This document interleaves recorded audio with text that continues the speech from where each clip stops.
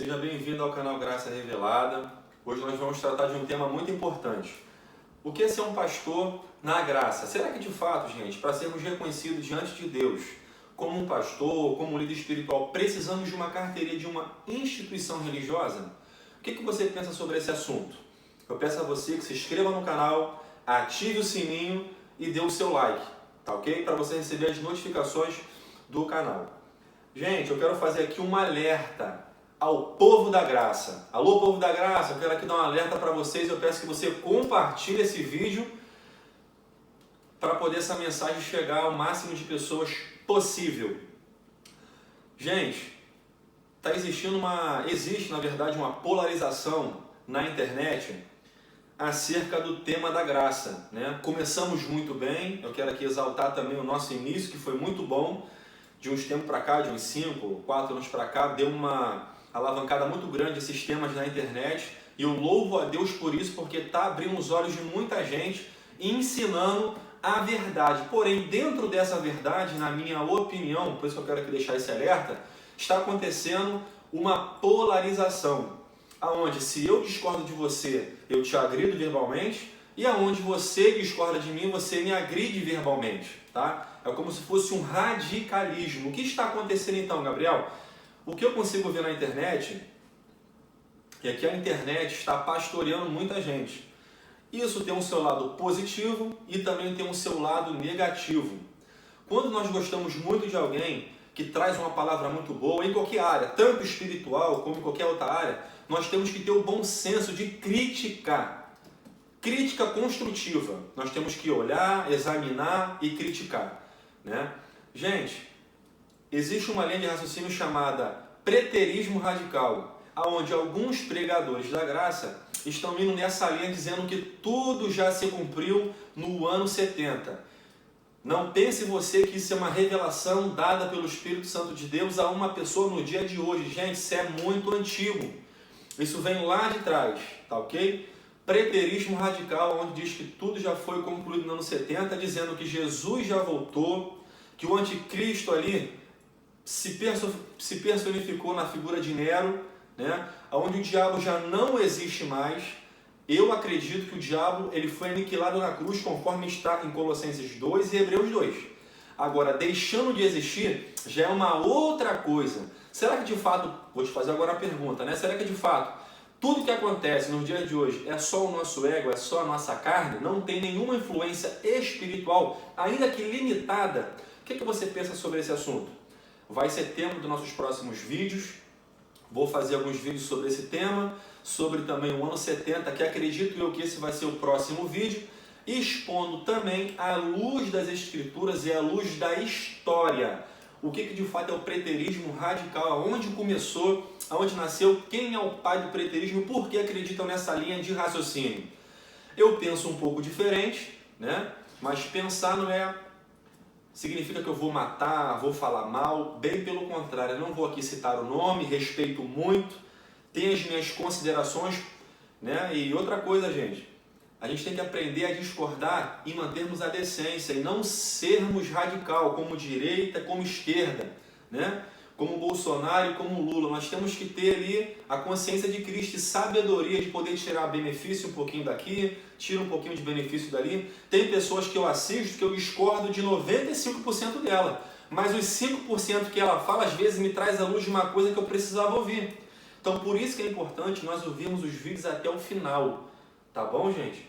Então peço ao povo da graça, por gentileza, critique, examine, olhe 2, 3, 4, 5, 10 vezes o mesmo vídeo caso você precise, não somente o meu, mas como os demais também com o mesmo tema, para que você venha tirar suas dúvidas e aprender de fato todas as linhas, para você poder ter ali a sua base e você falar, bom, acredito nessa forma, tá ok? Mas o que estão pregando aí, na minha opinião, é como se fosse verdade absoluta, é como se fosse revelação do próprio Espírito Santo de Deus, e eu discordo. Eu acho que o caminho não é esse, porque torna-nos vaidosos e torna-nos também pregador de uma só verdade. Quem falar que aquilo ali não é daquela forma está errado, não tem Espírito Santo de Deus ou não tem a revelação da graça.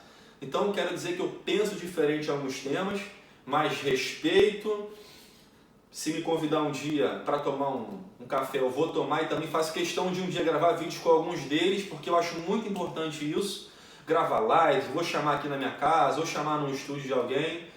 Gente, quero fazer vídeos muito bons para vocês. Quero gravar muitas lives, o canal tá de cara nova. Quero gravar vídeo com o pastor do sistema, que inclusive um é muito amigo meu, que eu não vou aqui entrar em detalhe, vocês futuramente vão saber. Pô, será que o irmão Gabriel está sendo contaminado pelo sistema? Será que o irmão Gabriel está levedando a massa? Não, não, gente, bem pelo contrário. Eu sou um ser humano, eu estou nessa terra aqui para poder fazer comunhão com todos, ainda que eu pense diferente. Quero falar com um macumbeiro, quero falar com um católico, quero falar com um evangélico, quero falar com um político, quero falar com todos aqui. Porque aqui é um canal, na verdade, que prega a graça em sabedoria de Deus. Nós não polarizamos nada aqui no canal Graça Revelada, tá bom, gente? É um canal que não é de direita nem de esquerda, né? Porque eu acredito que nós temos que apoiar aquele que faz a vontade de Deus e governe bem o nosso país. Se Deus permitir que algum petista ganhe para presidente ou qualquer outro cargo e ele exerça muito bem essa função, trazendo alegria, trazendo a paz para o povo, eu vou acreditar nele e vou apoiá-lo. Se for de direita, eu vou fazer a mesma coisa. Então aqui não tem polarização.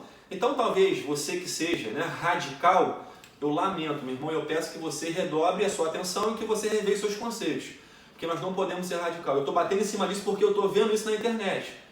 Estão pregando o preterismo radical como se fosse a única verdade da graça. Tomem cuidado com isso, gente. Experiências que você viveu com Cristo no passado, independente de estar no sistema ou não, como você diz que o diabo foi aniquilado na questão de deixando de existir, traz ou não traz confusão na sua mente? Porque tem coisas que você viveu como eu vivi, que eu sei que eu vivi. Não fui ali a minha carne, a minha inocência, eu fui persuadido a alguma coisa, acreditar em uma coisa que não existe. Bem pelo contrário, tá, gente? Então, eu não quero comentar sobre esse tema, mas só quero fazer aqui uma punhada de informações, porque como eu estou retornando praticamente que com esse vídeo hoje para o canal, tem muito tempo que a gente não se comunica, eu quero aqui deixar alguns pontos que eu tenho visto de radicalismo no povo da graça. Todo pastor do sistema é ladrão, é safado? Gente, isso é bem complicado e cada um tem um tempo de amadurecimento. Não é porque no vídeo anterior também eu defendi o Renan Lopes que eu concordo com 100% do que ele fala. Bem pelo contrário, eu discordo com 99% do que ele fala. 1% que eu concordo com ele em alguma coisa. Nem por causa disso eu deixei de defender ele naquele vídeo no qual ele se bronzeia lá, ele manda para um amigo pessoal e esse amigo pessoal dele divulga esse vídeo. Então, o pessoal do sistema caiu de madeira em cima dele, né, gente? Não trazendo ali o perdão, se é que precisava de perdão, que na minha opinião era um vídeo que não tinha que pedir perdão, mas ele, por fazer parte de uma instituição religiosa, veio a público e pediu perdão caso que aquele vídeo escandalizou alguém, que eu achei muito bonito a parte dele. Agora, dizer que eu não vou defender alguém, gente, porque é petista, ou é de direita, ou é Bolsonaro, ou é da graça, ou é do evangélico, ou é do espiritismo, ou é do católico, gente, vamos ter o entendimento de Cristo, tá ok? E não ser radical em hipótese alguma, porque isso aí é muito triste, tá ok? Como eu tenho visto muito isso com o meu povo, né, que é o povo da graça, o povo de Deus.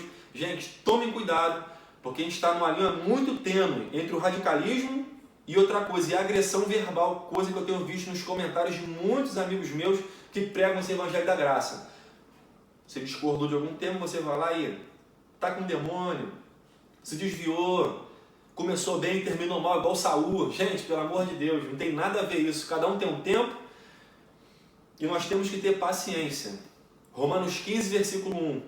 E nós que temos a sabedoria, e nós que somos experientes, devemos suportar aqueles que são mais fracos, né? Se é que são mais fracos. Vamos lá? Vamos comentar sobre esse tema tão importante. O que é ser um pastor na graça? Qual é a sua opinião sobre esse tema? Bom, eu vou começar com o Salmos 23, versículo 1. Que diz o seguinte: o Senhor é meu pastor, nada me faltará. Gente, se eu for levar esse versículo aqui ao pé da letra, esse versículo ele tem um grande equívoco. Porque eu conheço muita gente que professa fé em Cristo Jesus, que às vezes lhe falta alguma coisa. Como a mim mesmo, como ser humano, às vezes eu quero comprar uma roupa, talvez me falte o dinheiro. Às vezes eu quero comprar um carro, me falta o dinheiro. Às vezes eu quero comprar uma comida e me falta o dinheiro. Ou seja, esse nada me faltar aqui, ele está completamente equivocado dentro do grego, tá ok? Dentro do grego, não. dentro do hebraico, perdão. O Senhor é meu pastor, nada me faltará. Esse texto aqui no hebraico, gente, ele diz o seguinte: Adonai roi lo exar, que significa: o Senhor é meu pastor e ele não me falta. A ideia do texto é dizer que o eterno, o apacentador, o nosso pastor, como está em João 10, esse nosso pastor é ele que nos apacenta, é ele que nos guarda, que não nos faz errar o caminho, é ele. Não é um pastor homem. Um pastor homem, ele vai nos ajudar até um tempo determinado. Aí que acontece a minha discordância, mais para frente nós vamos ver. Eu peço que você fique até o final desse vídeo, para que você possa acompanhar todo esse conteúdo riquíssimo em informações. O Senhor é meu pastor e ele não me falta. Então quem não me falta e quem não te falta é o Eterno, é o seu pastor. Em tempos de pandemia nós podemos ver isso muito bem, onde as pessoas não podem congregar uma com as outras e as vidas delas continuam as mesmas. Ela sente o Espírito Santo, ela ora, ela louva, ela prega. Por quê? Porque quem não me falta é o Senhor, é o Eterno. Não é o homem que é apenas um guia espiritual e ainda assim com um tempo específico sobre a vida do novo convertido.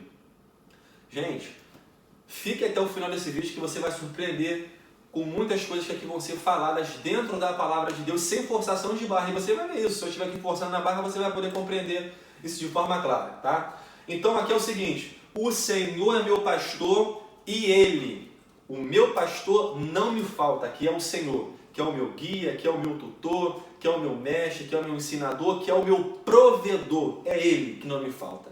Não é nada me faltará. É o Senhor é meu pastor, Eloi exar. Ele não me falta, é o Senhor que não te falta, é o Senhor que não me falta, é o Senhor que supre tudo na minha e na tua vida. Tempo de pandemia, irmãos, o Senhor tem nos sustentado. É uma verdade, Ele tem te sustentado, Ele tem me sustentado pela sua infinita misericórdia. Amém? Eu tenho sentido aqui a provisão de Deus. E você? Pode dar um amém por isso também? Eu tenho sentido a provisão do Eterno, que Ele de fato é o nosso pastor. Amém? Vamos lá. Gálatas 4, versículo 1 diz assim: digo, pois, que todo o tempo em que o herdeiro é menino, em nada difere do servo, ainda que seja senhor de tudo, mas está debaixo de tutores e curadores até o tempo determinado pelo Pai. Eu adoro essa palavra determinado, porque muita coisa na Bíblia tem começo, meio e fim. Muita coisa, principalmente quando você vai falar desse ministério pastoral, ele tem um começo, meio e fim, tá? Fica até o final para você saber o que eu vou falar daqui para frente. Preste muita atenção aqui nessa palavra, determinado, tempos. A Bíblia tem que ser, gente, estudada dessa forma, começo, meio e fim. E que tempo foi dito aquilo, para que povo foi dito aquilo, em que circunstância foi dito aquilo, porque isso é riquíssimo. E isso que faz a gente entender a palavra em graça principalmente, tá bom? Assim também, Gálatas 4:3, assim também nós, quando éramos meninos, estávamos reduzidos à servidão debaixo dos primeiros rudimentos do mundo, que era a lei, né? Isso aqui acredito que não é novidade para ninguém. Mas, vindo a plenitude dos tempos, Deus enviou seu Filho nascido de mulher, nascido sob a lei. Lei essa? Lei de Moisés. Para redimir os que estavam debaixo da lei, que éramos nós e os judeus também, né? A fim de recebermos a adoção de filhos. Maravilha! Só fazer um breve comentário aqui. Para remir os que estavam debaixo da lei. Gente, tanto os judeus estavam debaixo da lei, como os gentios, que fomos enxertados na árvore genealógica de Israel. Leia Romanos 11, para que você venha entender o que é o enxerto dos gentios à árvore genealógica de Israel. Tá ok? Informação muito importante para você. E porque sois filhos, Deus enviou aos vossos corações o Espírito de seu Filho, que clama, Abba Pai. Maravilha! Assim que já não és mais servo, mas filho. E se és filho, és também herdeiro de Deus por meio de Cristo Jesus. Dois pilares mais importantes do Evangelho é quando você é chamado de filho, quando você aceita pela fé o sacrifício que Cristo fez na cruz pela sua vida e você agora poder ser herdeiro de Deus por Cristo Jesus. Ou seja, Você agora tem direito a ser chamado de filho e ser um salvo. Esses aqui são os dois pilares, ou um dos dois pilares mais importantes do Evangelho, na minha opinião. Gálatas 5:1. Estai, pois, firmes na liberdade com que Cristo nos libertou, e não torneis a colocar-nos debaixo do jugo de escravidão. Quem torna por jugo de escravidão somos nós. Por isso que Paulo fala, e não torneis. Ou seja, confiando a nós o poder de querer retornar ou não querer retornar, a colocar-vos debaixo do jugo de servidão. Tá ok? Eis que eu, Paulo, vos digo que, se não vos deixardes circuncidar, ou seja, se vocês não voltarem para a lei de Moisés, Cristo de nada vos aproveitará, né? Eis que eu, Paulo, vos digo que, se vos deixardes circuncidar, se você retornar para a lei, fazer as práticas, os rudimentos, os dogmas, Cristo de nada vos aproveitará, né? Olha que palavra forte, Cristo morreu em vão, para quem está se deixando circuncidar de novo. E de novo protesto a todo homem que se deixar circuncidar, que está obrigado a guardar toda a lei. São 613 mandamentos. E lá em Gálatas 3:10 em diante fala que aquele que não guardar um tio da lei se faz maldito. Ou seja, nem os judeus conseguem guardar a lei, quem dirá nós que somos gentios enxertados na árvore de Israel. Tá ok? Separados estáis de Cristo, vós os que vos justificais pela lei da graça decaíste, né? Tendes caído, em outra versão. Essa palavra aqui, gente, é muito forte para aquele que tem um conhecimento da graça e ele continua praticando a lei. Esse versículo aqui é muito forte, porque ele diz, separado estáis de Cristo, vós os que justificais pela lei da graça tendes caído, né? É muito forte essa palavra aqui. Porque nós, pelo Espírito da fé, aguardamos a esperança da justiça, porque em Jesus Cristo nem a circuncisão, nem a incircuncisão tem valor algum, mas sim a fé que opera pelo amor. Ou seja, somos salvos pela fé, aceitamos a Cristo pela fé, e vivemos a nossa vida pela fé, de fé em fé, a todo dia, a todo momento. É a fé, gente, não mais rudimentos da lei de Moisés. Tá? Gálatas 2:11 diz assim, e chegando Pedro a Antioquia, lhe resisti na cara, porque era repreensível. Isso aqui é o apóstolo São Paulo, o apóstolo dos gentios, o apóstolo Paulo, relatando uma situação que aconteceu lá em Antioquia. Se você pegar Gálatas 2:1, Paulo sobe para estima através de uma revelação até que ele venha se chegar em Antioquia, né? E chegando Pedro a Antioquia, lhe resisti na cara, na face, porque era repreensível. Por que Pedro era repreensível? Porque antes que alguns tivessem chegado da parte de Tiago, comia com os gentios. Mas, depois que chegaram, se foi retirando e se apartou deles, temendo os que eram da circuncisão, da lei. Ou seja, Pedro comia com os gentios, antes de chegar os da parte de Tiago. Quando os da parte de Tiago chegavam, Pedro se retirava com medo da repreensão dos da circuncisão, dos judeus aqui que queriam persuadir os gentios a viverem como judeus. Ou seja, queriam atar fardos pesados naqueles que Cristo havia libertado, inclusive eles também. Só que como eles não aceitaram o Messias, continuam carregando o fardo da lei e querendo aqui, nessa ocasião em específico, atar fardos pesados aos gentios que tinham recebido a pregação do Evangelho do ministério do apóstolo Paulo, por meio de Cristo ressuscitado, né? E outros judeus também dissimulavam com ele, de maneira que até Barnabé se deixou levar pela sua dissimulação. Ê, Pedrão, hein? Que isso? Mas, quando vi que não andavam bem, diretamente conforme a verdade do Evangelho, e aqui é um Evangelho, não são vários Evangelhos, um Evangelho, disse a Pedro na presença de todos. 2 pontos, agora vem a fala de Paulo. Se tu, sendo judeu, Pedro, vives como os gentios, porque ele podia, através do sangue de Jesus, foi como eu falei atrás, tanto os gentios não precisavam mais de ter os fardos pesados, porque Cristo cravou na cruz todo o pecado, cravou na cruz toda a escritura de cédula que tinha ao contrário, esse é o nosso favor, cravou na cruz, deixou tudo cravado na cruz. Se tu, sendo judeu, vives como os gentios e não como judeu, por que obrigas os gentios a viverem como judeus?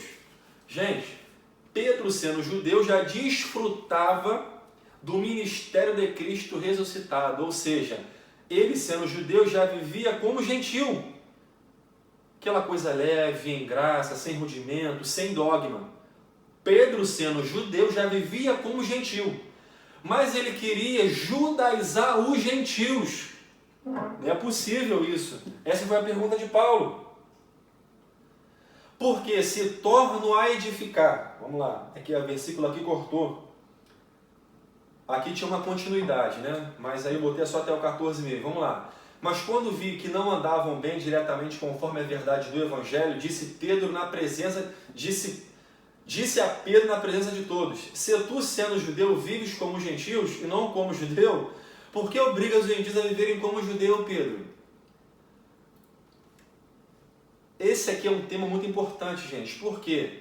Daqui que Paulo tem que instituir, tem que levantar, tem que nomear, tem que instruir pessoas a não deixar isso aqui acontecer, tá? Paulo tem que pregar de forma diferente para algumas pessoas, para que essas pessoas venham ser mestres, assim como ele é, para poder, na ausência dele, essas pessoas continuarem pregando o evangelho da graça como Paulo pregava. Você consegue entender? Aí eu posso entender que nessa ocasião específica, o ministério pastoral aqui, ou ministério de líder, ou um presbítero, que significa em grego líder local, é muito importante, mas com um objetivo específico. Mas quando vi que não andavam bem diretamente conforme a verdade do evangelho, disse a Pedro na presença de todos. Aí Paulo continua: se tu, sendo judeu, Pedro, vives como os gentios e não como judeu, porque obrigas os gentios a viverem como judeu. Ou seja, o apóstolo Pedro era judeu, mas ele já vivia na condição dos gentios por causa do sangue de Cristo, que agora não tem mais judeu, gentil, nem grego, nem escravo, nem livre. Todos somos um no corpo de Cristo, gente. Então Pedro, sendo judeu, já não vivia mais na condição da lei, mas sim da graça. Mas ele queria persuadir a esses gentios a viverem como judeu, mas nem ele mesmo, sendo judeu, queria viver mais como judeu, mas sim como gentil, em graça, né? É uma coisa muito complexa, acontece isso muito no dia de hoje. Há tão fardos pesados que nem eles mesmos conseguem carregar. Mateus 23 fala muito bem sobre isso, né? Que na cadeira de Moisés está sentados os escribas e fariseus. E há tão fardos pesados sobre o povo que nem eles mesmos conseguem carregar, né? Gálatas 2,18: porque se torno a edificar aquilo que destruí, constituo-me a mim mesmo transgressor. Ou seja, como a lei já foi destruída, estão querendo constituir, levantar, reerguer a lei de novo. Aí nós, se fizermos isso, vamos estar nos tornando a nós mesmos transgressor dessa palavra. Porque eu, pela lei, estou morto para a lei, para viver para Deus. Já estou crucificado com Cristo e vivo, não mais eu, mas Cristo vive em mim. A vida que agora vivo na carne, vivo-a pela fé no Filho de Deus, o qual me amou e se entregou a si mesmo por mim. Não aniquilo a graça de Deus, porque se a graça justifica provém da lei, segue-se que Cristo morreu em vão. Ou seja, não aniquilo a graça de Deus, porque se a justiça provém da lei, segue-se que Cristo morreu em vão, gente. Então agora é pela fé, é pela graça. Amém? Efésios 4:11, chegamos nesse tema tão importante, nesse texto aqui, um dos mais esperados quando se trata desse tema aqui. Eu não podia deixar de passar nessa passagem, tá bom?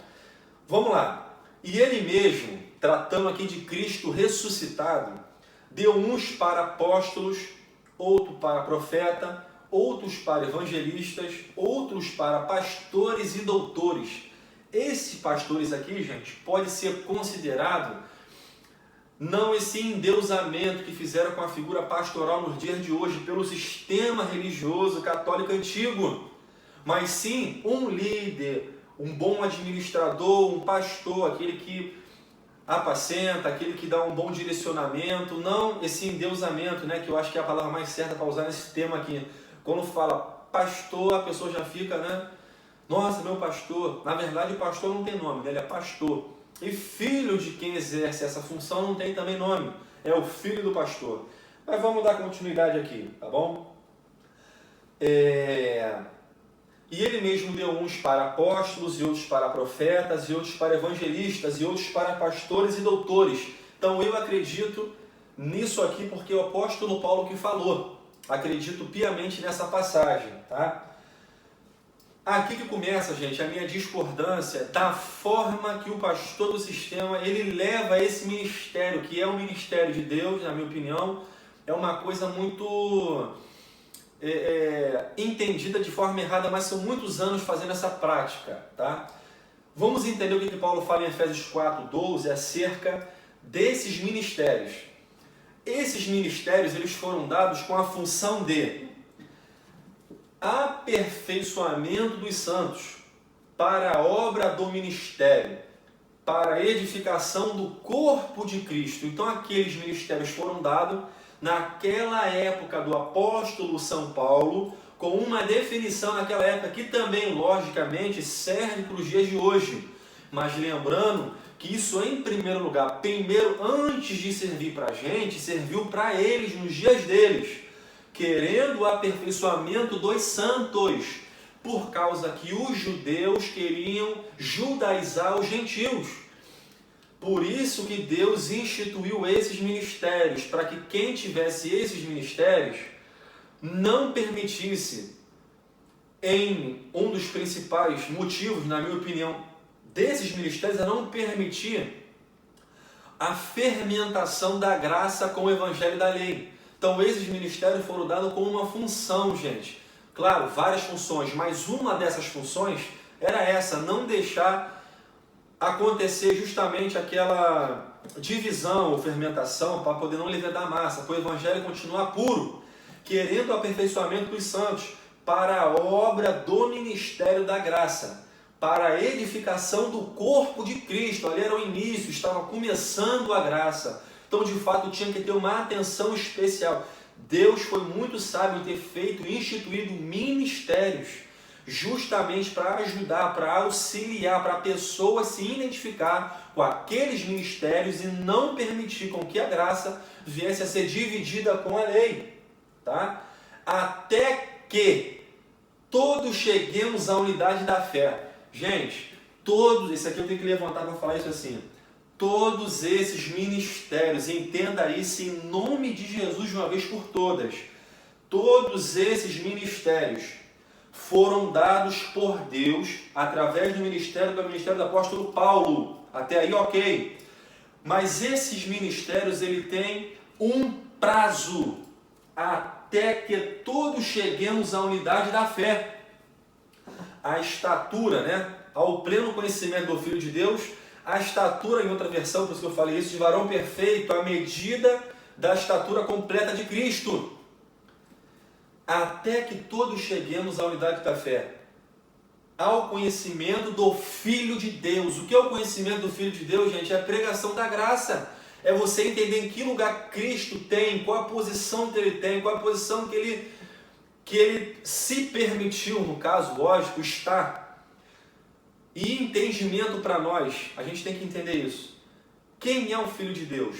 Quando você conhece o Filho de Deus na sua plenitude, aqui a plenitude não é de eternidade, de conhecimento aqui na terra mesmo, você está liberado desses ministérios. Agora você que faz parte desse ministério para poder levar às nações o pleno conhecimento do Filho de Deus. até que todos cheguemos à unidade da fé. Ok, então esse ministério ele tem a função número 1, fazer com que você que não sabe nada, é um novo convertido, ou é uma pessoa do sistema religioso da lei de Moisés, e você está pregando o evangelho para aquela pessoa, ela não deixa de ser um novo convertido para esse novo evangelho, que é uma coisa nova para ela. Número 1, até que todos cheguemos à unidade da fé. Então, a função dos ministérios é fazer com que a pessoa chegue até a unidade da fé e ao conhecimento do Filho de Deus, ou seja, tem que pregar o evangelho de Cristo ressuscitado.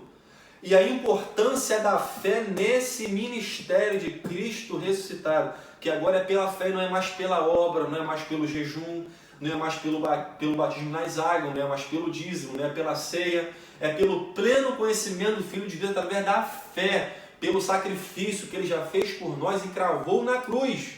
Amém? A homem perfeito, à medida da estatura completa de Cristo. Nós já somos completos em Cristo, amém? Nós já somos completos em Cristo, nós já somos completos em Cristo, nós já somos completos em Cristo. Nós já somos completos em Cristo por causa de Cristo Jesus em nós, porque em nós habita corporalmente toda a plenitude, né, gente, do Espírito Santo de Deus. Aleluia! Então esse aqui é o tema principal dessa minha discordância. E o que acontece no dia de hoje? O pastor, o líder espiritual, ele, em muitas das vezes, não é todos, ele prende a pessoa ali. Então você vê crente dentro da mesma igreja há 10 anos, há 15, 20, 25, 30 anos. Gente, o que esse líder vai falar para mim de novo daqui a 10 anos? O que ele vai falar para mim de novo daqui dentro do Evangelho?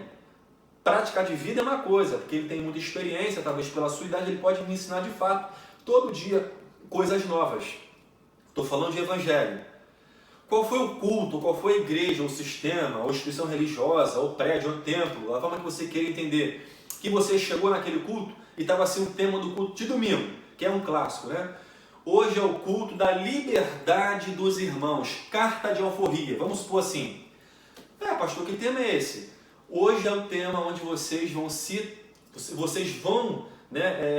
tornar parecido comigo, vão parecer comigo. Como assim, pastor? Hoje vocês vão saber se vocês estão aptos a exercer o ministério ou não. Quem aqui conhece a unidade da fé? Eu.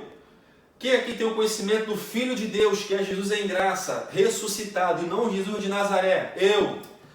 A homem é perfeito, pela fé em Cristo eu sou perfeito. Amém. A medida da estatura completa de Cristo, eu também.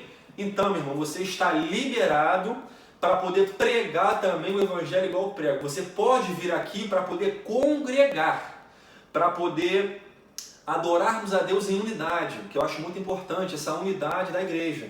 Agora, não mais como seu líder espiritual, como mentor, ou como mestre, ou doutor, ou como pastor. Você não vê isso.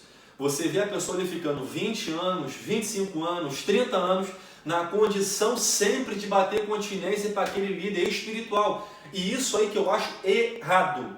Na minha opinião, aí que está o equívoco. Por quê? Porque esses ministérios, gente, eles são de Deus, eles são de fato constituídos por Deus, mas eles têm um tempo até que você chegue à unidade da fé, ao pleno conhecimento do Filho de Deus.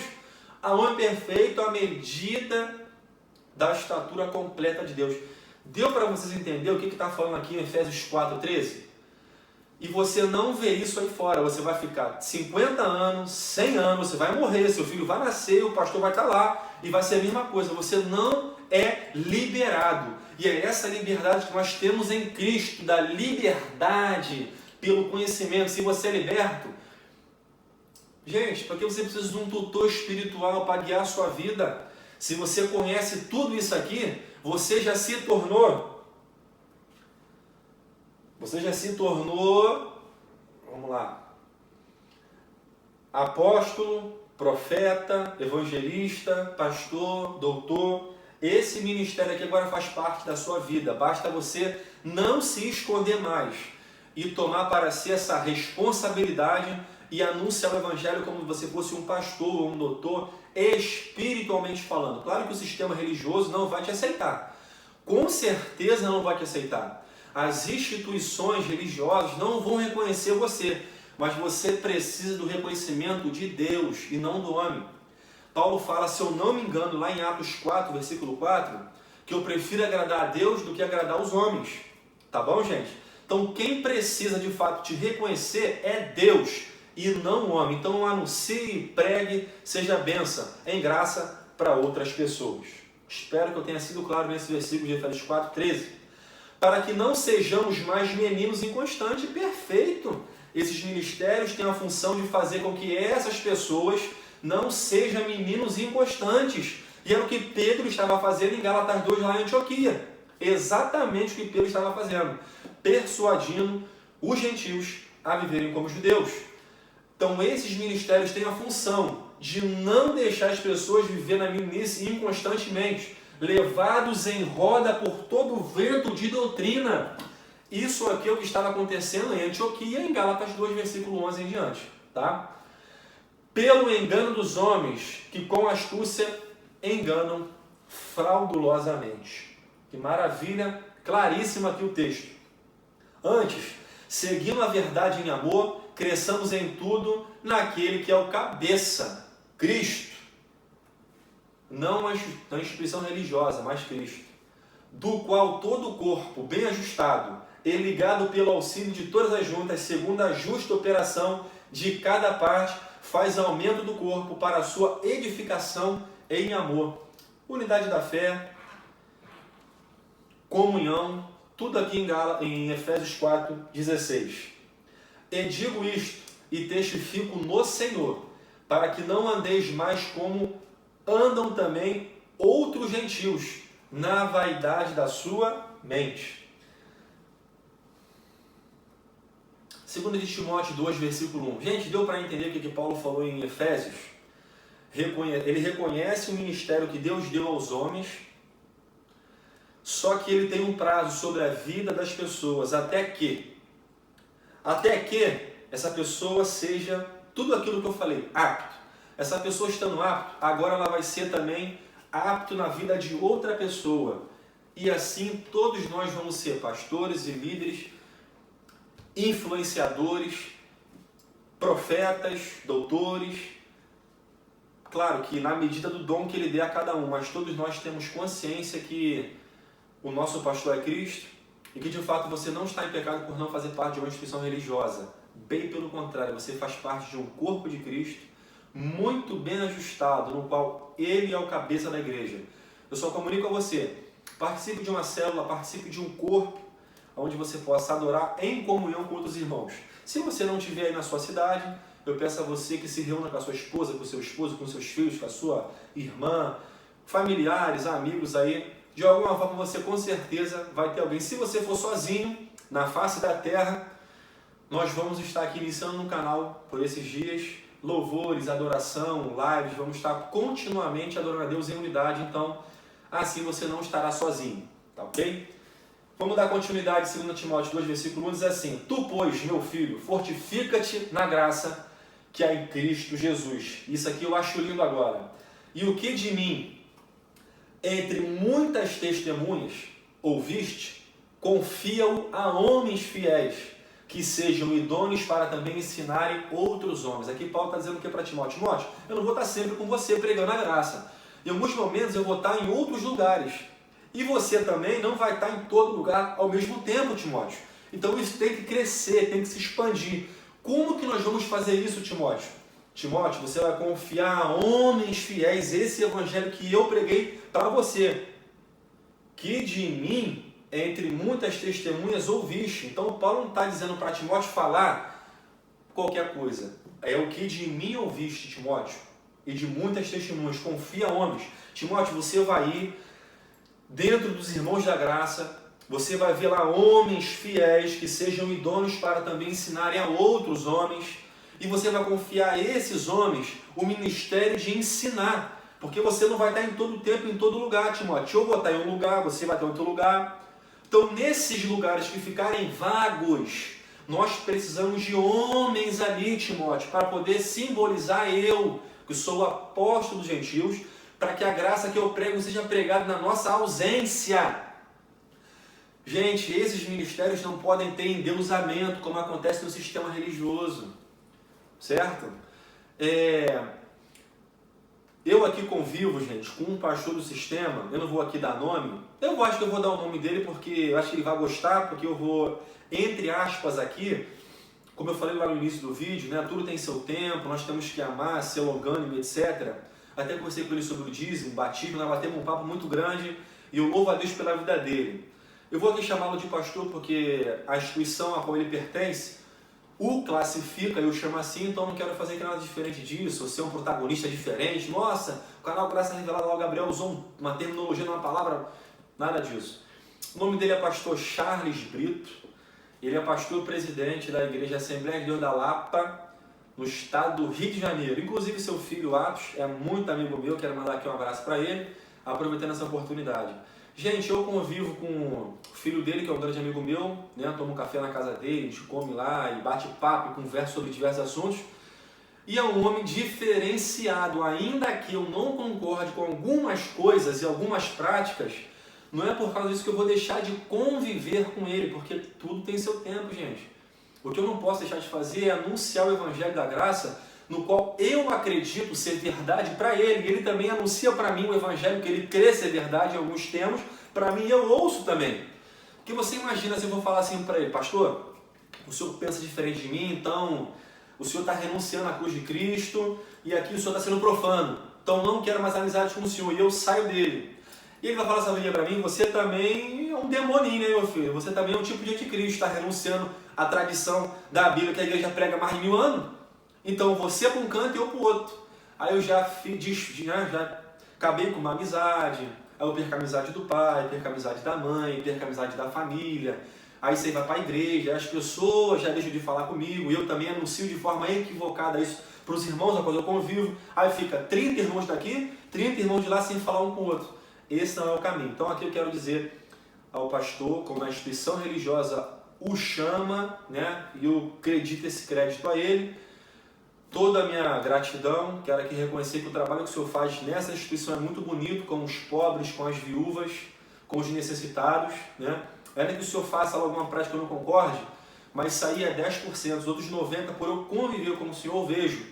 O senhor é um homem de Deus, meu amigo, que o senhor possa se manter firme nessa chamada, que o senhor possa continuar fazendo bem para muitas pessoas, porque muitas pessoas dependem do senhor, né? Eu fiquei sabendo há pouco tempo que o senhor paga aluguel de algumas pessoas, isso me chama muita atenção, que Deus possa abençoar muito a sua vida financeira para o senhor poder continuar fazendo isso. Eu sei da cesta básica que o senhor entrega para muita gente, das pessoas que o senhor ajuda com cirurgia, nos pedidos que o senhor faz na política lá, para um, para outro. Se eu for falar aqui tudo que eu vejo que o senhor faz e me relatam o que eu vejo, também eu vou aqui render homenagens pelas suas obras durante horas e horas. Aqui eu quero ganhar tempo com o vídeo porque fica muito grande. Mas eu quero aqui fazer essa questão de fazer essa homenagem, esse agradecimento, para que nós não venhamos a ser radical e reconhecemos o ser humano pela bondade que ele faz, independente da forma que ele crê ou não crê. Tá bom, gente? E o que de mim, entre muitas testemunhas ouvis, confiam a homens fiéis, que sejam idôneos para também ensinarem a outros. Aqui é uma coisa tranquila, aqui é uma coisa leve, onde Paulo fala, escolhe alguém, instrui essa pessoa, e essa pessoa vai ser chamada de pastor ou guia, lá na frente em Hebreus 13:17, guia espiritual. É assim que eu vejo esse sistema aqui tão simples. Não como o sistema faz, sabe? Deixar a pessoa lá sendo vista, aquela coisa toda, aí tem que descer o óleo, aí tem que ter aprovação. Não dessa forma, gente. Porque hoje é pela fé, hoje é estudo espiritual, e nós não cremos mais em dogmas, né? E nem na lei de Moisés. Aí começa a divergir eu, né, e o nosso pastor lá, e como outras coisas, mas faz parte. Mas não implica de nós sermos amigos, frequentarmos a casa um do outro, conversarmos, fazermos uma live futuramente, fazermos um vídeo, vai ser muito bom e bênção, acredito eu. Atos 20:25 diz assim, é inclusive o nome do filho dele, né? Meu parceiro. E agora eis que eu sei que todos vós, por quem passei pregando o reino de Deus, não vereis mais o meu rosto, né? Paulo falando que ele pregou, mas os irmãos não iriam ver mais o rosto dele. Portanto, no dia de hoje, vos protesto que estou limpo do sangue de vocês. Ou seja, já preguei o Evangelho da Graça para vocês, agora eu estou limpo. Daqui para frente é com vocês, já fiz a minha parte. porque eu nunca deixei de vos anunciar todo o conselho de Deus. Amém? Olhai, pois, por vós. Paulo está dizendo aqui para os próprios irmãos, olhai, pois, por vós, e por todo o rebanho sobre o qual o Espírito Santo vos constituiu bispo. Isso aqui eu acho maravilhoso, porque de fato é um cargo que eu acredito, um cargo que eu falo bíblico, como está lá em Efésios 4:13. Acredito 4:11, acredito muito nisso aqui, e de fato Deus ele dá ministério aos homens. Nem todo mundo é apto a ensinar, né? Nem a ser mestre ou a ser doutor, mas no corpo de Cristo sempre alguém vai ter um dom, uma função específica para exercer no corpo de Cristo. Para apacentar a igreja de Deus, que ele resgatou com o seu próprio sangue. Porque eu sei isto que, depois da minha partida, entrarão no meio de vós lobos cruéis que não pouparão o rebanho, como eu já disse aqui, né? nos versículos anteriores, sobre persuadir os gentios a viverem como os judeus, principalmente. Obedecei aos vossos pastores e sujeitai-vos a eles, porque velam pelas vossas almas, como aqueles que hão de dar conta delas. Aqui não está afirmando que vai dar conta delas, eles velam como se fosse dar conta. Ou seja, dando a entender aqui no texto, colocando aqui uma hipérbole, um exagero da palavra, como aqueles que hão de dar conta, colocando um peso aqui nessa palavra de responsabilidade, para que o façam com alegria, não gemendo, porque isso não vos seria útil. Muitos dentro do sistema usam essa palavra aqui, sujeitai-vos. Gente, essa palavra foi dita, pelo amor de Deus, em um contexto onde a igreja em graça no início vivia sendo persuadida. Então, os gentios de fato tinham que se sujeitar àqueles irmãos que tinham o ministério da palavra, que Paulo levantou eles para ser Paulos, na ausência de Paulo.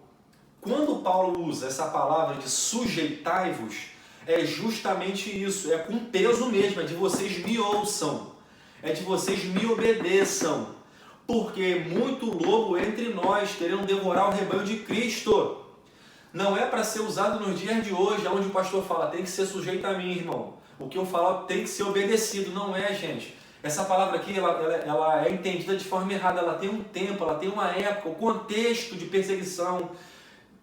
Os lobos querendo tragar os gentios por causa da inveja, da liberdade que nós tínhamos naquela época, que é a mesma de hoje, só que muita gente não sabe aproveitar, né?